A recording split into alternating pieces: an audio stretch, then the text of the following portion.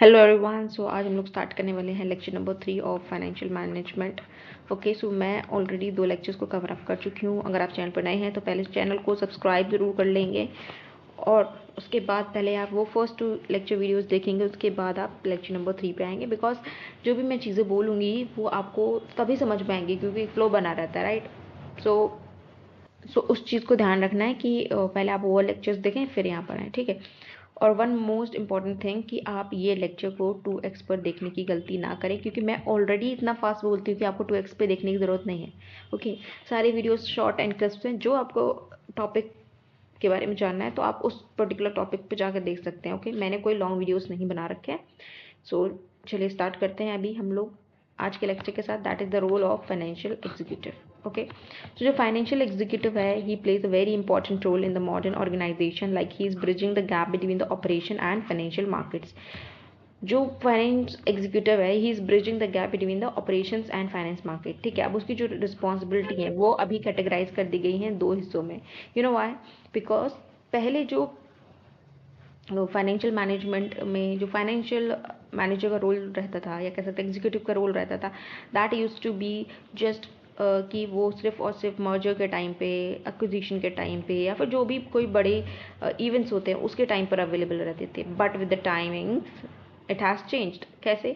जैसे ही transactional phase आया, ठीक है, मतलब जो ट्रेडिशनल फेज़ था ना उसके बाद ट्रांजेक्शनल फेज़ आया जहाँ पे कुछ चीज़ें बदलने लग गई। लाइक अभी फाइनेंशियल मैनेजर को डे टू डे एक्टिविटीज़ में भी इन्वॉल्व करने लगे। लाइक फॉर एग्जांपल आपको वर्किंग कैपिटल की रिक्वायरमेंट जाननी है कि कितना है, तो फिर फाइनेंशियल जो एग्जीक्यूटिव थी उसकी रिक्वायरमेंट हो गई कि he will help you in planning and analysing कि किस तरह से हम प्रॉपरली कितने फंड्स को हमें कैसे एम्प्लॉय करना है, फिर किस तरह से उनको यूटिलाइज करना है, वो सब डिसाइड करने लगे। फिर हमारा जो आज का मॉडर्न टाइम है that is on going period, ठीक है, वहाँ पर ये एक नई अप्रोच के साथ फाइनेंशियल एग्जीक्यूटिव को लाया गया। यहाँ पे सिर्फ ना सिर्फ मर्जर के टाइम पे चाहिए हो या डे टू डे एक्टिविटीज़ के लिए चाहिए हो, बाकी और भी सारी चीज़ें हैं जैसे कि रिस्क को मैनेज करना या फिर प्रॉफिटेबिलिटी को एनालाइज करना, ये सारी चीज़ों को भी इन्वॉल्व करने लगे। और अभी ये जो रोल है ना, ये ये एकदम प्री डिफाइन, मतलब कह सकते हैं प्री डिफाइन नहीं हुआ अभी भी, क्योंकि ये सारी चीज़ें और भी चल रही हो सकता है बहुत सारी जगहों पर अभी भी हमें नहीं पता होगी फाइनेंस एग्जीक्यूटिव की ज़रूरत पड़ सकती है, बट हो सकता है कि पड़ जाए, है ना। सो अभी ये ऑन गोइंग प्रोसेस है। तो चलिए इन अप्रोचेस में से पहला जो रोल है वो है स्ट्रैटेजिक रोल। दैट इज़ कि किस तरह से रिस्पॉन्सिबिलिटीज़ रहने वाली हैं किसकी, फाइनेंशियल एग्जीक्यूटिव की। तो सबसे पहले जो रोल है वो है फाइनेंशियल एनालिसिस एंड प्लानिंग। ठीक है, तो प्रॉपरली एनालाइज करना कि कितना amount of funds will be required and employed in the form. Okay, next is capital structure management. So capital structure management से आप क्या समझते हैं कि कैपिटल का स्ट्रक्चर कैसे रखना है। दैट मीन्स फाइनेंशियल मिक्स कैसे बनाना है, कितना हमको डेट की ज़रूरत है और कितनी हमको किसकी ज़रूरत है, इक्विटी की ज़रूरत है। ठीक है, अब ये देखो डिपेंड करता है ना, it depends upon form to form, ठीक है, या फिर कंपनी टू कंपनी। क्यों? क्योंकि हर एक कंपनी की रिक्वायरमेंट अलग होती है। उसको एनालाइज करना कि हो सकता है कि कोई डेट लेने के सोच रहा हो, इक्विटी ना लेना चाहता हो क्योंकि वो अपना जो ओनरशिप उसको डाइल्यूट नहीं करना चाहते हैं। ठीक है, तो उसको अगर वो डाइल्यूट नहीं करना चाहते हैं तो डेट के ऊपर जाएंगे। और अगर दे आर ओके विद कि भाई हाँ कोई बात नहीं, ओनरशिप डाइल्यूट करने के लिए रेडी है, हमको ज़्यादा लोन नहीं चाहिए, तो वो लोग क्या करेंगे, इस पर रिलाई करेंगे, इस पर इक्विटी पर। सो इट डिपेंड्स। तो हो सकता है कि 50-50 से भी काम चला ले कि चलो यार 50% अपना इक्विटी रख लेते हैं और 50% डेट रख लेते हैं। So it depends upon form to form. और ये डिसीजन कौन लेने में हेल्प करता है, ये हेल्प करता है finance executive. Okay, he is going to help you out in taking that decision. Next is capital budgeting. Capital budgeting की जब हम बात करते हैं तो it's basically allocating the capital to long term project that maximise the value of the firm. ठीक है, जो लॉन्ग टर्म प्रोजेक्ट्स होते हैं वो उनमें हेल्प करवा देता है। Next is profitability analysis. So analyse करना कि कौन से प्रोडक्ट कस्टमर्स के लिए ज़्यादा प्रॉफिटेबल, मतलब जो कौन से प्रोडक्ट्स जिनको बेचने से हमारे पास बहुत ज़्यादा प्रॉफिट आने वाला है, या फिर कौन से कस्टमर्स है जिनके साथ डील करने से हमें बहुत ज़्यादा प्रॉफिट होने वाला है।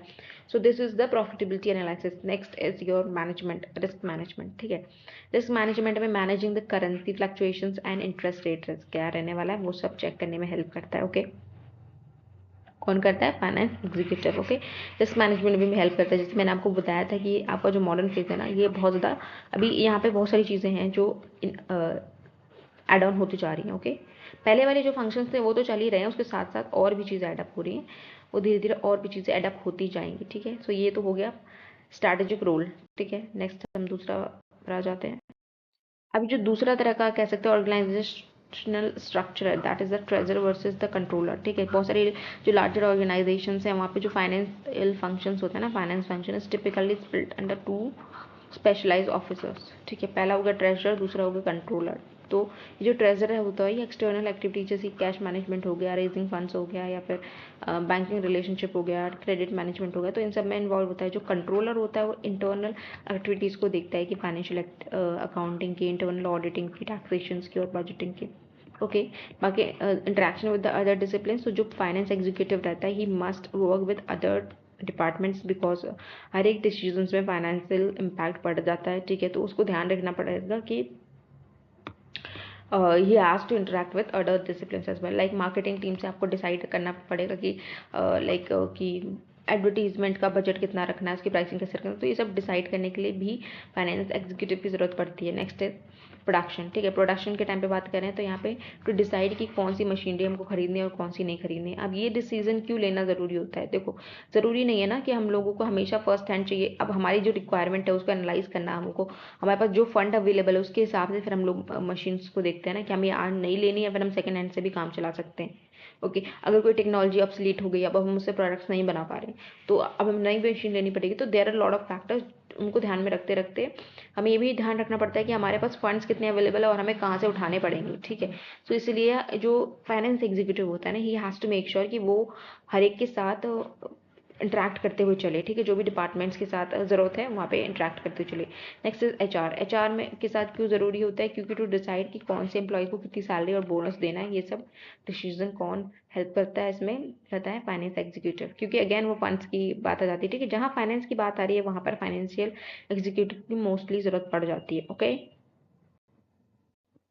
आई होप इट्स क्लियर ना।